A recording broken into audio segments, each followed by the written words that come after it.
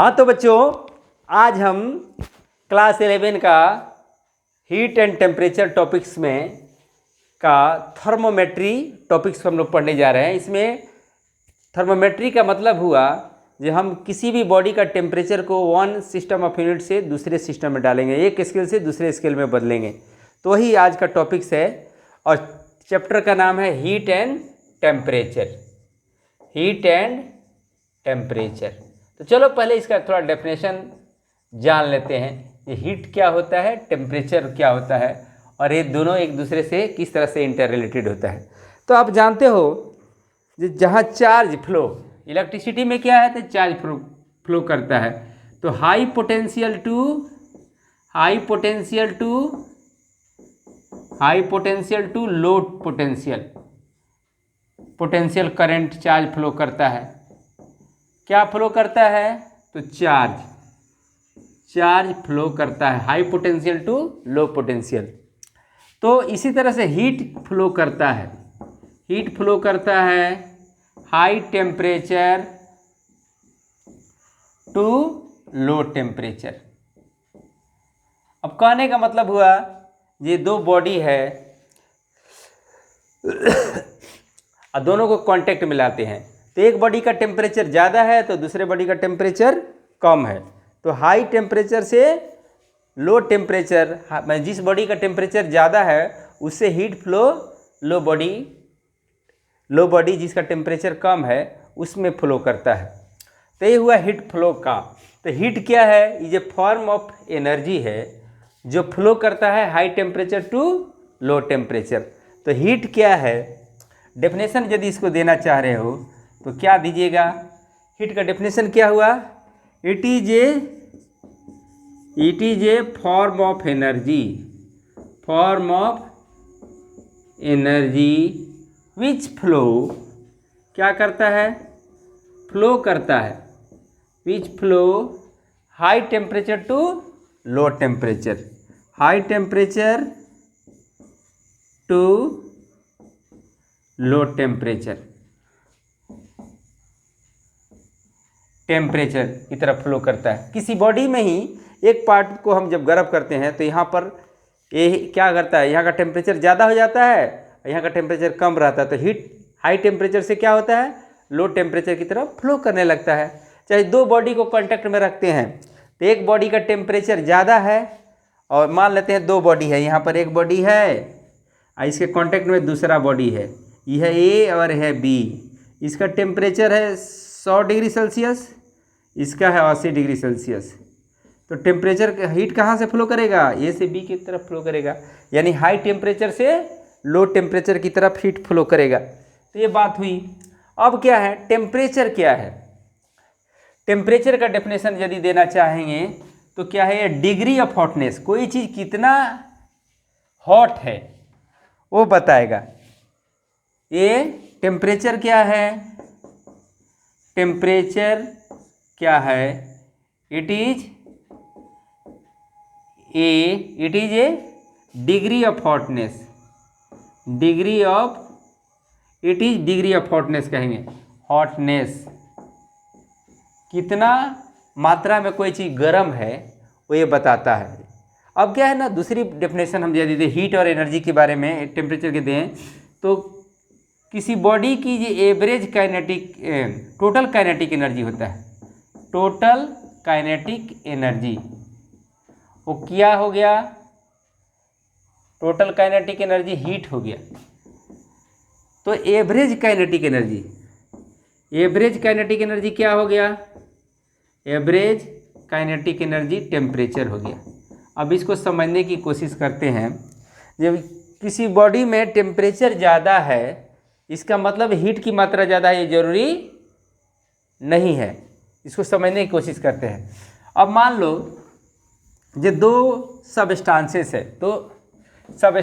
है, एक की मास बहुत ज़्यादा है दूसरे की मास बहुत कम है। तो क्या होता है उसको देखते हैं।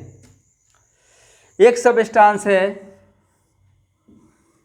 इसमें इसकी मात्रा है 5000 ग्राम। एक सबस्टांस है जिसकी मात्रा है 500 ग्राम। अब क्या है इसके पर मोलेकुल, इसमें नंबर ऑफ मोलेकुल है, मान लेते हैं 5000, मान लेते हैं, मोलेकुल समझने के लिए दे देते हैं, ऐसा बहुत मोलेकुल्स होते हैं, लेकिन समझने के लिए मान लिया इसमें है 50 मोलेकुल। अब क्या है ना, पर मोलेकुल से एनर्जी है 1 जूल, यहाँ पर मोलेकुल जूल है 1 जूल पर मोलेकुल। तो इसमें टोटल, अब क्या है ना, इसमें इसकी टेम्परेचर ज़्यादा है, मान लेते हैं इसकी टेम्परेचर है, इसकी टेम्परेचर को मान लेते हैं 100 डिग्री सेल्सियस, इसकी टेम्परेचर को मान लेते हैं 50 डिग्री सेल्सियस। अब इसमें टेम्परेचर ज़्यादा है, इसमें टेम्परेचर कम है।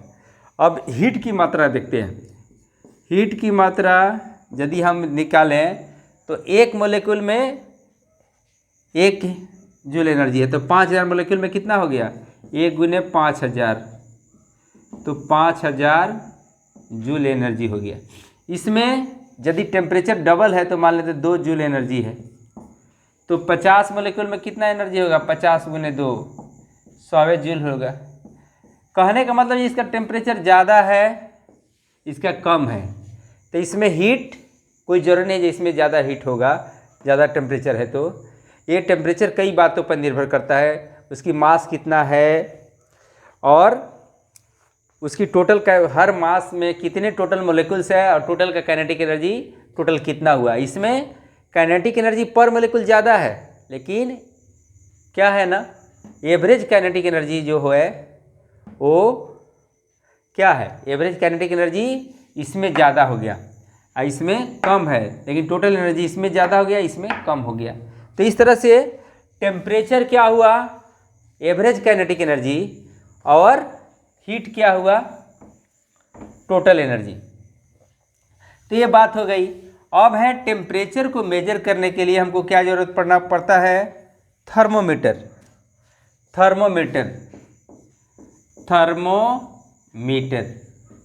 अब थर्मोमीटर में कई स्केल होते हैं, तो कुछ स्केल की हम बात करेंगे। अब एक स्केल है डिग्री सेल्सियस, क्या है, डिग्री सेल्सियस। दूसरा है Fahrenheit scale, Fahrenheit scale.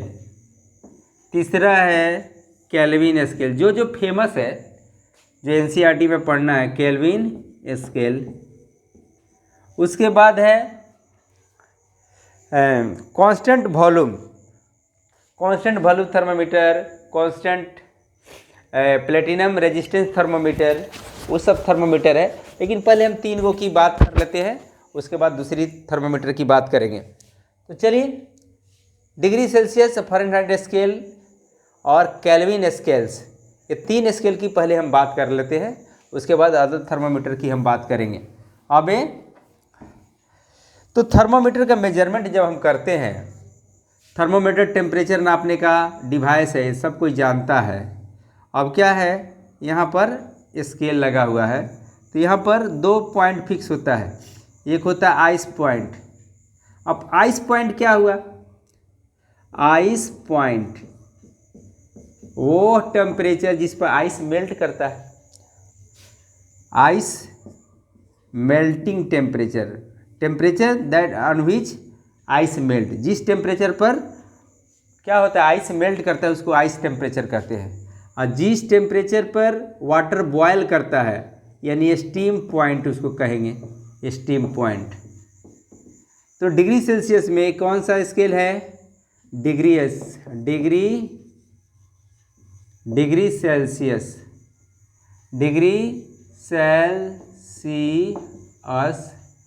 Scale. Degree Celsius scale की बात हम करेंगे तो क्या करेंगे, डिग्री सेल्सियस स्केल में की बात कर रहे हैं। तो स्टीम पॉइंट क्या होता है, ये होता है 0 डिग्री सेल्सियस और ये होता है 100 डिग्री सेल्सियस। इसमें कितने डिवीज़न होते हैं, 100 डिवीज़न हो गया। इसमें 100 डिवीजन हो गया। अब फ़ारेनहाइट स्केल, 2 स्केल की बात करेंगे, बाकी स्केल समझ लेंगे। अब इसमें फ़ारेनहाइट स्केल में क्या बात आती है उसको ध्यान दीजिए। यहाँ पर 32 डिग्री फ़ारेनहाइट होता है आइस पॉइंट। क्या होता है? Ice point. आइस पॉइंट इसको कहेंगे। बात समझ में आई? और जो स्टीम पॉइंट क्या होता है? स्टीम पॉइंट होता है, ये होता है 212 डिग्री फ़ारेनहाइट, और इसके बीच में 180 डिवीजन हो गया। ठीक है, अब हम दोनों का कन्वर्सन सीख सकते हैं। एक और ले लेता हूँ, केल्विन स्केल। केल्विन स्केल में क्या होता है? ये हो गया केल्विन स्केल। केल्विन स्केल, इसमें 273.15 केल्विन, जहाँ पर आइस पॉइंट होता है। क्या होता है? आइस पॉइंट, माने जिस टेम्परेचर पर आइस क्या होता है? मेल्ट शुरू करता है। ये क्या हुआ? Steam point. स्टीम पॉइंट क्या होता है इसका? 373.15 केल्विन। ये बात है। इसमें 100 डिवीजन है। अब देखने से लगता है जब 373 में से 273 घटेगा तो कितना होगा? 100 डिवीजन। अब चलिए 2 चीज़ का कन्वर्सन हम सीखेंगे, इसका बाकी को समझ लेंगे। ठीक है, थोड़ा आइडिया मिल गया केल्विन का, डिग्री सेल्सियस का, और ये फ़ारेनहाइट का ना। तो इसको हटाता हूँ और ये दोनों का रिलेशन निकालने की कोशिश करता हूँ, तो बाकी ये आप कन्वर्सन आराम से सीख जाओगे। अब क्या है ना, अब हम एक ग्राफ बनाते हैं और दोनों का इंटर रिलेशन निकालता हूँ। अब देखोगे ये टेम्परेचर 32 से, पानी का टेम्परेचर 32 डिग्री फ़ारेनहाइट से बढ़ना शुरू करेगा, तो ऊपर में फ़ारेनहाइट स्केल, यहाँ डिग्री फ़ारेनहाइट कर दिया, यहाँ डिग्री सेल्सियस कर दिया। अब क्या है ना, 0 डिग्री पर पानी आइस रहता है, मेल्ट करता है। उसके बाद बढ़ेगा तो टेम्परेचर इधर बढ़ते जाएगा। कहाँ तक बढ़ेगा? 100 डिग्री सेल्सियस पर पानी क्या होता है? पानी बॉयल करता है, स्टीम में कन्वर्सन होता है, ये कह सकते हो। तो यहाँ पर ये हो गया 212 डिग्री फ़ारेनहाइट। अब दोनों में रिलेशन निकालना है। अब मान लो कोई टेम्परेचर है फ़ारेनहाइट पे, कोई टेम्परेचर यहाँ से ऊपर होगा, यहाँ से ऊपर कोई फ़ारेनहाइट टेम्परेचर है F, तो यहाँ से C भी तो कोई टेम्परेचर होगा, C, यहाँ से यहाँ तक C हो गया, और यहाँ से ये फ़ारेनहाइट हो गया, तो इसका कोऑर्डिनेट क्या हो गया? CF। अब हम इंटर रिलेशन निकालते हैं, इसको यहाँ से मिला देता हूँ। अब देखोगे ये वाला डिस्टेंस क्या हुआ? यहाँ से पूरा है F और यहाँ पर है 32, तो ये वाला क्या हो गया? यहाँ से यहाँ तक F है, यहाँ से यहाँ तक क्या है? F है, और यहाँ से यहाँ तक क्या है? ये नीचे 32 है, तो ये क्या बच गया? F minus 32। ये F माइनस 32 यहाँ से लेकर यहाँ तक हो गया, और यहाँ से यहाँ तक ये क्या है? नीचे में C है, तो यहाँ पर भी C हो गया। और देखोगे ये 100 डिग्री, यहाँ से लेकर यहाँ तक क्या है? 100 डिग्री सेल्सियस यहाँ तक है। तो हम इसको A, B, C, और यहाँ पर D और यहाँ पर E ले लेता हूँ। तो देखोगे 2 ट्रायंगल सिमिलर है, ABC और ACE, दोनों सिमिलर है। तो दोनों की कोरेस्पॉन्डिंग साइड क्या होगा? सेम रेशियो में हो गया। अब इसको हटाता हूँ, तो दोनों का कोरेस्पॉन्डिंग साइड सेम रेशियो में होगा, तो दोनों क्या है? सिमिलर ट्रायंगल है। कौन कौन? तो एक बड़ा ट्रायंगल लिख देता हूँ, triangle ABC, similar triangle ADE।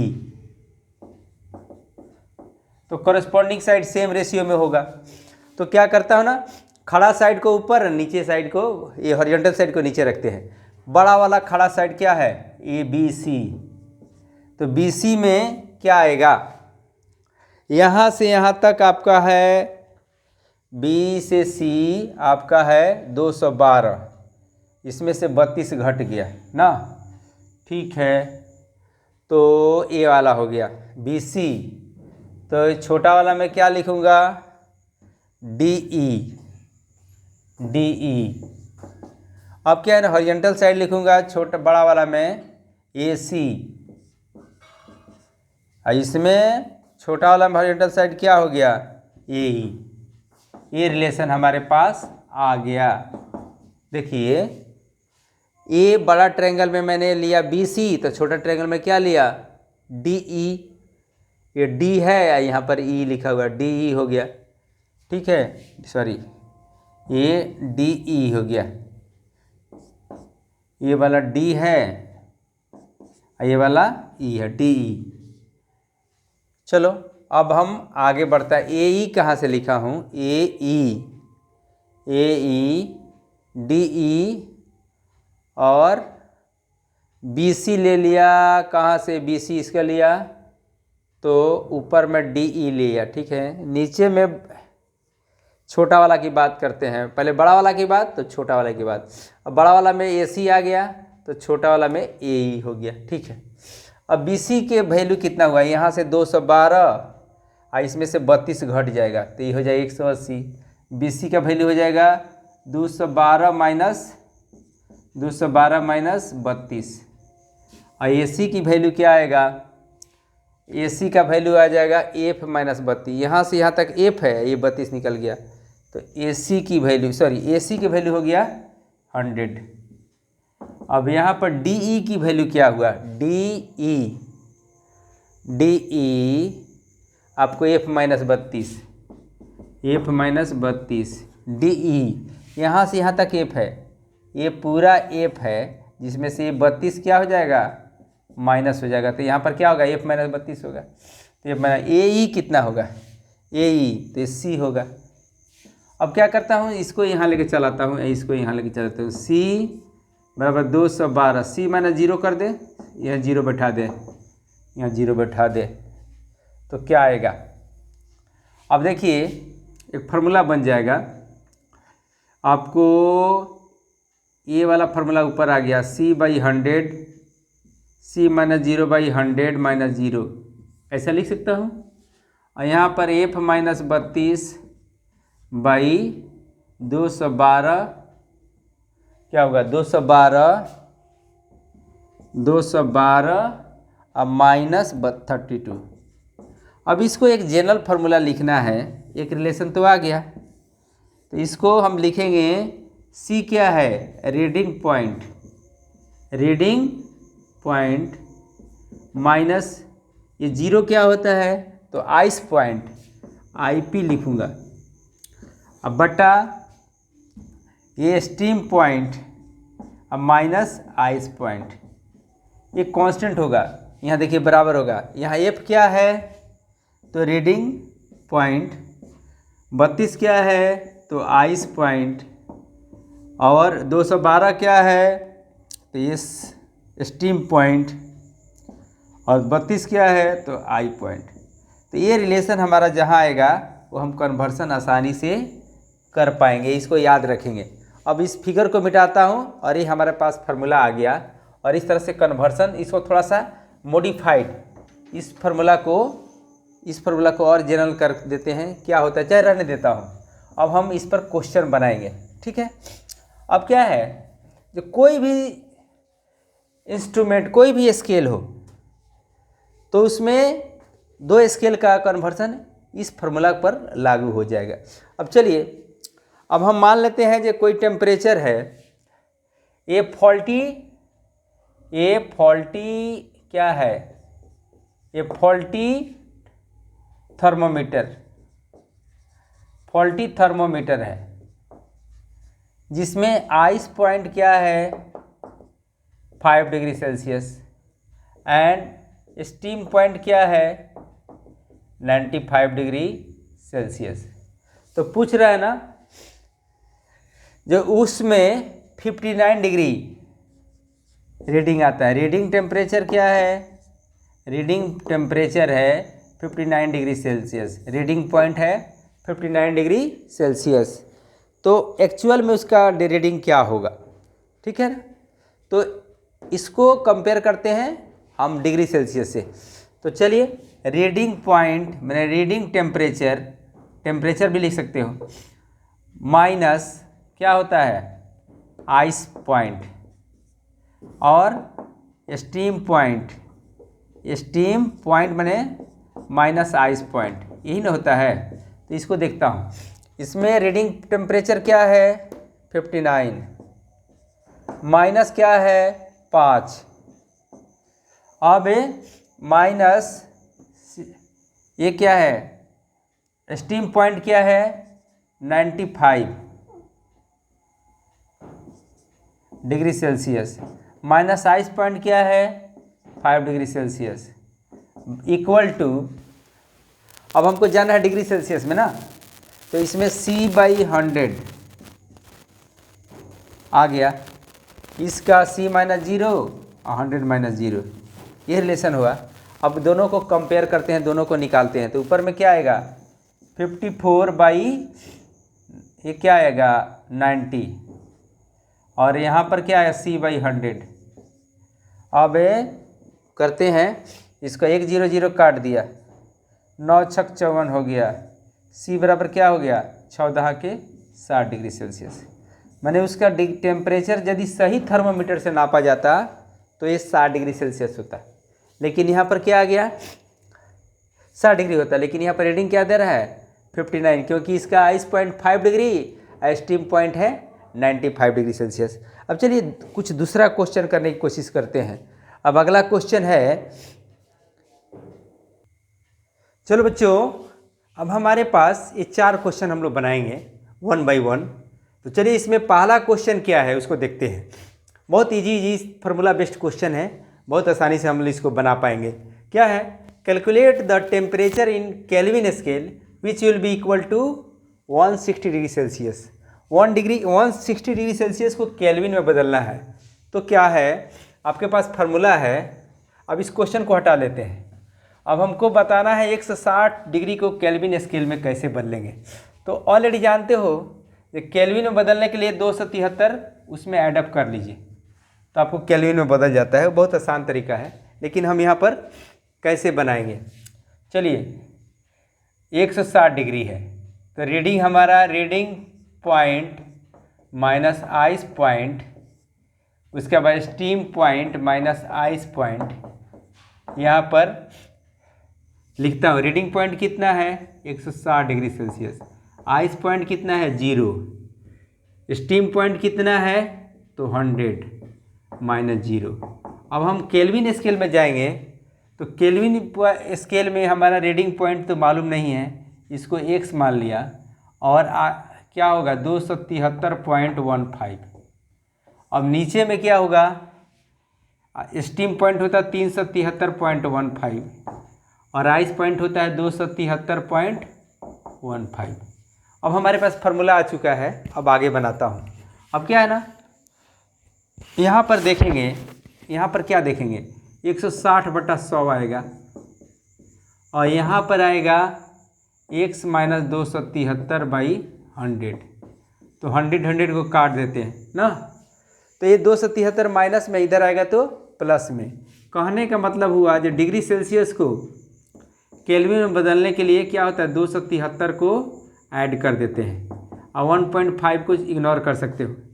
तो 0.15 ये हो गया 15, इसको जोड़ता हूँ तो 0 और 3 तो 3 हुआ, 0 और 3 हुआ, 7 और 6 कितना हुआ 13, और 2 1 3 1 4, इतना केल्विन हो गया।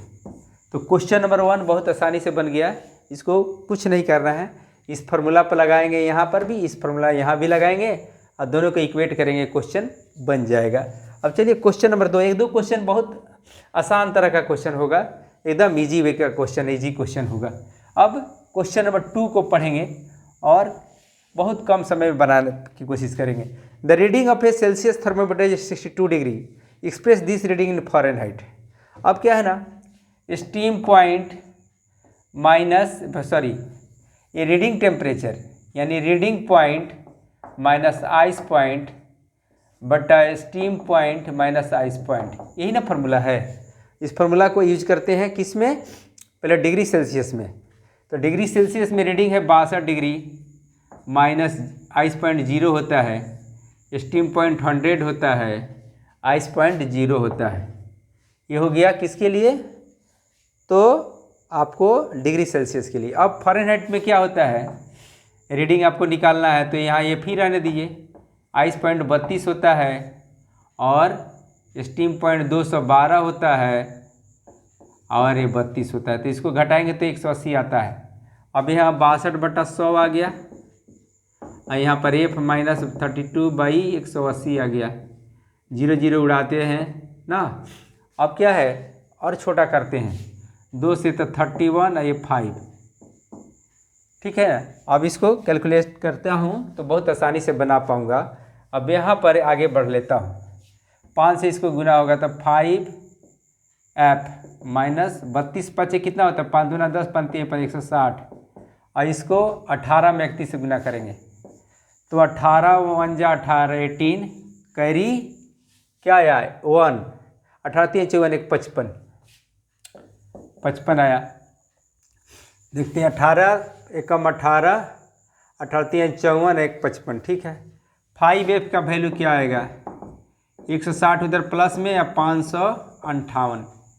अब क्वेश्चन में क्या बना रहा था, ये 62 डिग्री ये वाला ना। अब इस क्वेश्चन को हटा लेते हैं, क्या कि हमारे पास तो इसका जो रीडिंग था, जो पॉइंट हमको निकालना था वो निकाल चुके हैं। अब F बराबर क्या होगा, इसको जोड़ता हूँ 8 0 8 5 6 11 5 1 6 1 7 बटा 5। अब इसको डिवाइड करेंगे तो कितना आएगा, 5 एकम 5, अब आएगा 2 1 5 का 20 20 है 1 8 ना, 1 8 में 5 3 आई 15 और 3 5 36, इतना फ़ारेनहाइट हो गया, डिग्री फ़ारेनहाइट। अब इस तरह से कैलकुलेशन में थोड़ा मिस्टेक हो, इसको बढ़िया से देख लीजिएगा। और नहीं तो दूसरा तरीका है, इसको 2 से गुना कर दीजिए तो क्या होगा, 8 दूना 16 और 2 एकम 2 1 3 और 7 दूना 14 और यहाँ नीचे 10 है तो 143.6 डिग्री फ़ारेनहाइट, ठीक है। अब क्वेश्चन नंबर हमारा तीसरा हम चलेंगे। अब इसमें क्या है, डायरेक्ट अब हम वैल्यू बैठाएंगे। अब कैलकुलेशन जल्दी जल्दी करेंगे। Calculate the centigrade temperature which will B 112 degree Fahrenheit. 112 degree Fahrenheit में हो रहा है तो डिग्री सेल्सियस में क्या होगा, तो इसमें C/100 करते हैं, F माइनस 32 करते हैं, 180 करते हैं ना। तो 112 F की जगह पर क्या रखेंगे, C/100, F की जगह 112 माइनस 32 बटा 180, है ना। ये 100 इधर चला जाएगा, ये हो जाएगा आपका 2 0 निकल गया, 11 में से 3 80 निकल गया, ये 180 हो गया, 100 ऊपर चला गया, 1 0, ये ना हुआ। अब काटेंगे तो कैसे आएगा, ये ऊपर में 80 या 32 कितना होता है 112, ठीक है। अब काटना है तो 2 से काटता हूँ तो 9, ये हो जाएगा 40, 400/9 डिग्री सेल्सियस कितना आएगा, तो डिवाइड करता हूँ 400 में 9 से, 9 चौका 36, 4 0 9 चौका 36, 4.4 यानी 44.4 डिग्री सेल्सियस ऐसे बढ़ते जाएगा। तो ये हो गया क्वेश्चन नंबर 3। अब लास्ट क्वेश्चन है क्वेश्चन नंबर 4। क्वेश्चन नंबर 4 को बनाते हैं और इस वीडियो को कंप्लीट करते हैं। ये फॉल्टी सेंटीग्रेड, इसको मिटा देता हूँ क्योंकि हमको जगह और मिल जाएगा। अब क्या है ना, ये faulty centigrade thermometer has its upper fixed point 110, यानी स्टीम पॉइंट कितना है, स्टीम पॉइंट आपको है 110 एंड आइस पॉइंट क्या है 0। If this thermometer is dipped in a liquid whose actual temperature is 60 degree. अब इसको डुबाते हैं तो actual temperature, then what will be the reading of the thermometer. Actual में 60 है लेकिन ये थर्मोमीटर कितना रीड करेगा उसको बताना है। तो चलिए, तो इस थर्मोमीटर, फॉल्टी थर्मोमीटर के हिसाब से हमारा क्या करना है, reading point minus ice point बटा डिवीजन ना जी। A faulty centigrade thermometer has its upper fix point 110 where its IP 0, ठीक है। अब क्या है ना, steam point minus ice point, इसको निकालते हैं और उसके हिसाब से जो एक्चुअल होता है reading point minus ice point बटा steam point minus ice point, ये देखेंगे फॉल्टी के हिसाब से, ये देखेंगे एक्चुअल थर्मामीटर के हिसाब से, ठीक है। तो इसमें रीडिंग पॉइंट तो दिया नहीं है, इसको मान लेते हैं x, आइस पॉइंट दिया हुआ है 0, स्टीम पॉइंट आइस पॉइंट ना जी, स्टीम पॉइंट है कितना 110 माइनस 0। अब बात करेंगे किसका, रीडिंग पॉइंट का। तो रीडिंग पॉइंट हमारा क्या है, इसमें हमारा टेम्परेचर क्या है 60 डिग्री है ना, ये एक्चुअल में आ रहा है। Reading point 60 degree minus ice point 0, यहाँ 100 आएगा, ठीक है। कहे कि स्टीम पॉइंट और आइस पॉइंट 0 और 100 होता है, स्टीम पॉइंट 100 है 0 होता है, तो 100 में से 0 घटा होता है 0 आ जाएगा। अब क्वेश्चन को आसानी से बनाने की कोशिश करता हूँ। 1 बटा 110 हुआ, 60 बटा 100 हो गया। अब 0 0 काट दिया ना, अब क्या आएगा, 11 में 60 से गुना होगा तो 11 छक 66 और 1 0 बटा 10, ये ऊपर नीचे भी काटेगा ना, ऊपर नीचे भी काटेगा, 11 छक 66, कितना आ गया 66 डिग्री सेल्सियस आएगा। ये फॉल्टी के हिसाब से, फॉल्टी थर्मामीटर इसको कितना रीड करेगा 66 डिग्री सेल्सियस रीड करेगा। तो मैं समझता हूँ जी आप बहुत सारा क्वेश्चन बना सकते हो। हमने 4-5 क्वेश्चन आपको बनाकर दिखा दिया और आप अपने बुक से और क्वेश्चन बनाएंगे और अपने नॉलेज को, अपने क्वालिटी को इम्प्रूव करेंगे और इस तरह से थर्मोमेट्री से रिलेटेड कोई भी क्वेश्चन आप बहुत आसानी से बना सकते हैं। तो चलो अब इस वीडियो को यहीं पर समाप्त करते हैं। मैं समझता हूँ कि मेरा वीडियो पढ़ाया हुआ जो टॉपिक्स है आपको समझ में आया होगा और इसको 1 और 2 बार देखने की कोशिश करेंगे तो आपको बहुत बढ़िया से पूरी बातें समझ में आ जाएगी। तो चलो हमारे वीडियो को लाइक कीजिए, सब्सक्राइब कीजिए और नेक्स्ट वीडियो के लिए मैं डेली वीडियो डालते रहता हूँ, तो इससे लाभ उठाइए। Thank you.